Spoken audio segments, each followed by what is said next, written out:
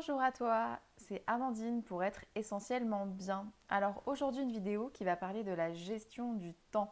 Alors c'est vrai que la vidéo d'avant, j'en avais vaguement parlé, mais en fait je ne l'ai pas développé, donc je vais le développer maintenant. Mais juste avant, je t'invite à liker, commenter la vidéo et surtout à t'abonner à ma chaîne et activer la petite notification. Donc la gestion du temps, alors toujours dans l'idée de prendre soin de soi, parce que souvent on me dit non mais moi j'ai pas le temps de prendre soin de moi, du coup voilà, c'est une grosse problématique le temps, donc j'ai pas le temps de prendre soin de moi, donc je peux pas prendre soin de moi. Mais alors, il y a une petite nuance parce qu'en fait il faut savoir qu'on a tous 24 heures dans une journée et qu'en fait on peut optimiser son temps pour prendre soin de soi.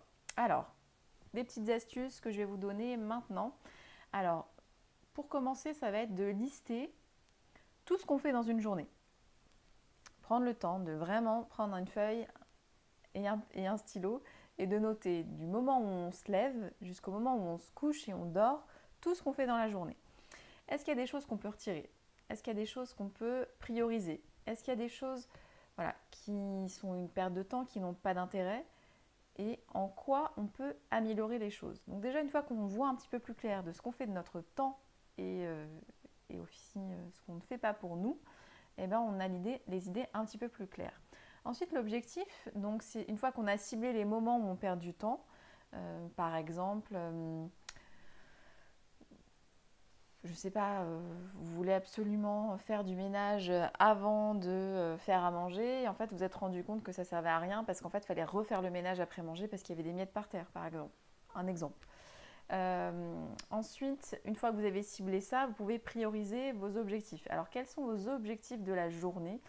Alors, l'idéal, ce serait de fixer que 2 objectifs dans une journée, parce que plus vous listez de choses à faire, plus vous risquez d'être démotivé et du coup de voilà, de pas trouver ça cool, parce que si vous n'arrivez pas à tout faire, vous serez déçu en fait et vous aurez l'impression que votre journée n'aura pas été efficace. Donc au moins prioriser 2 objectifs sur votre journée en vous faisant une petite liste, mais vraiment ou par ordre de priorité, en disant ben, aujourd'hui il faut absolument que j'ai fait ça en premier, ça en deuxième, et puis après des choses un petit peu moins importantes qui peuvent être déléguées le jour d'après. Donc ça vous permet d'y voir un petit peu plus clair, mais surtout pour les choses un petit peu qu'on reporte, comme par exemple les tâches administratives ou faire les courses, ou voilà, des petites choses un petit peu rébarbatives, mais qu'on est obligé de faire. Bah, le mieux c'est de les lister et de savoir exactement ce qu'on a à faire, comme ça on ne perd pas de temps. Ensuite, une fois qu'on a fixé ses objectifs, ciblé les moments où on perdait du temps et qu'on sait exactement comment on va ménager notre journée, ensuite on va se rendre compte d'une chose très importante, c'est le temps qu'on perd devant les écrans. Alors, je suppose que vous avez tous au moins un téléphone portable, peut-être une tablette et la télé.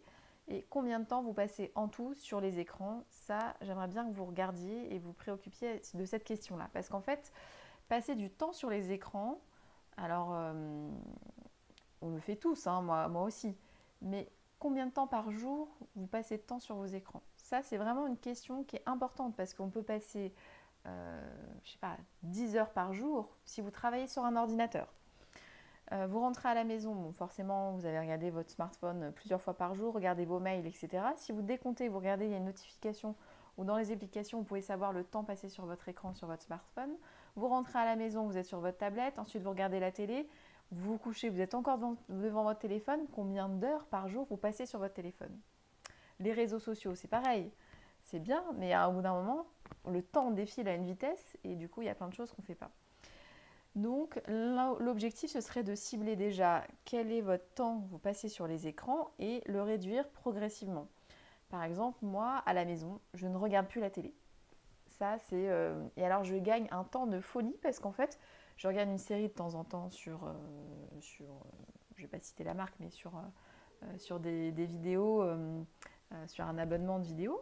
Euh, voilà, de temps en temps, mais ça va pas être tous les soirs. Parce que depuis que j'ai des enfants, en fait, j'ai pas le temps de regarder la télé et j'ai pas envie de les scotcher devant la télé. Donc en plus, moi j'avais une problématique, c'est que en attendant d'avoir la fibre, on n'avait pas assez débit pour avoir le téléphone, internet et la télé.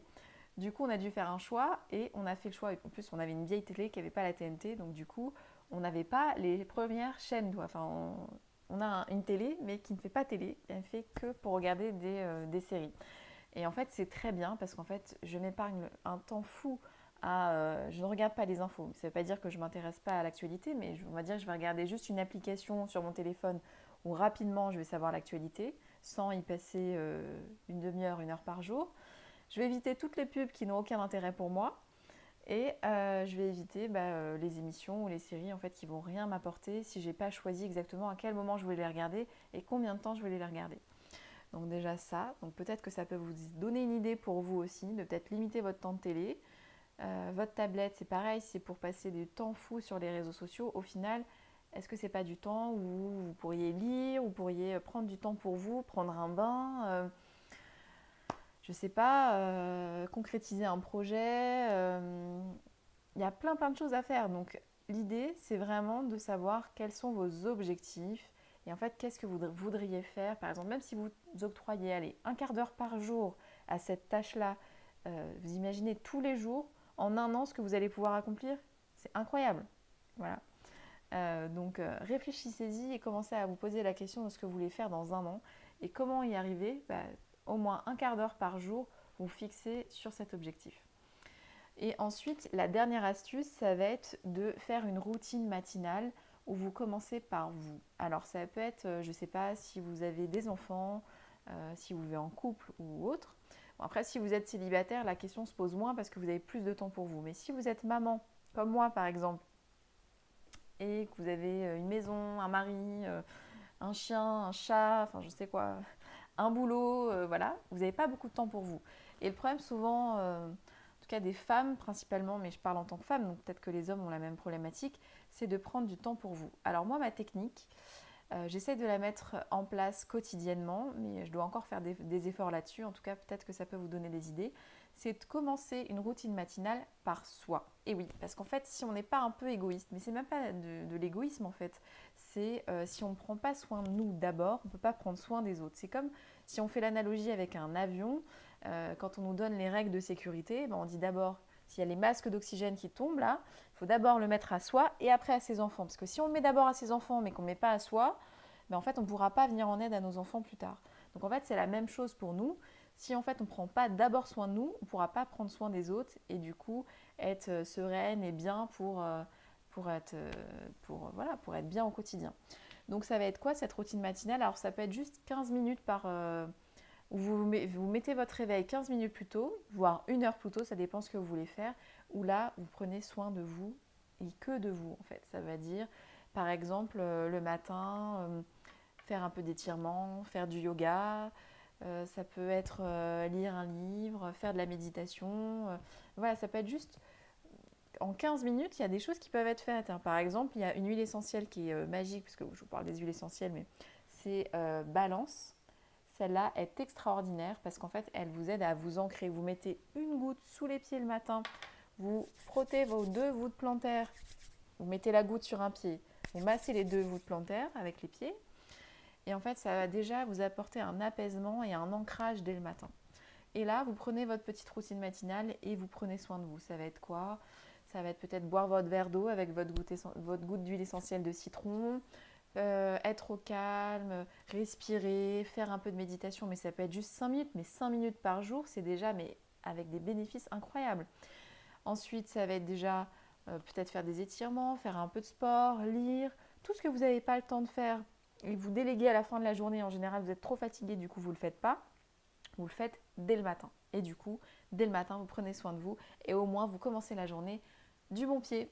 Voilà, c'était la petite vidéo du jour sur la gestion du temps et je ne veux plus vous entendre dire non, pour prendre soin de moi, j'ai pas le temps. Mais en fait, si, il suffit de chercher où est-ce qu'on peut avoir du temps dans notre journée et l'utiliser au mieux pour être bien. Voilà, je vous fais des bisous et je vous dis à bientôt. Ciao!